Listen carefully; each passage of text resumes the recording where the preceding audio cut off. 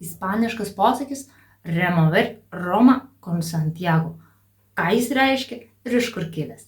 Taigi remover Roma con Santiago išvertus būtų išmaišyti Romą su Santiago. Tai yra Santiago de Compostela. Santiago de Compostela Galicijos sostinė, bet anuomet buvusi bažnytinė Ispanijos sostinė. Ir pats posakis yra kilęs maždaug skaičiuojama nuo 15 amžiaus. Taigi, jisai susijęs su administracinė bažnyčios galia. Jeigu tu turėjai kažkokį prašymą, skundą ar kad ir kas bebūtų, pirmiausia kreipdavaisi pas savo kleboną, el parroko. Sekantis laiptelis vyskupas, obispo. Jeigu vyskupas neišspręsdavo tavo reikalo, kreipdavaisi pas arkivyskupą, arfobispo.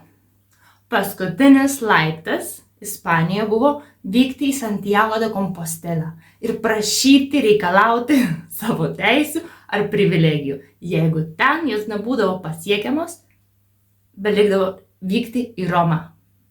Remover Roma con Santiago. Ir tai reiškia dabar padaryti viską, kas yra mano galioje, arba tavo galioje, kad gautum tai, ko tau reikia. Ar tu nori, darysi viską, kas yra tavo galioje. Pavyzdžiui, voy a remover Roma con Santiago para conseguirte el libro.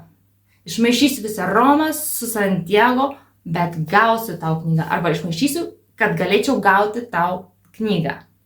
Voy a remover Roma con Santiago para alcanzar cuanto más espectadores.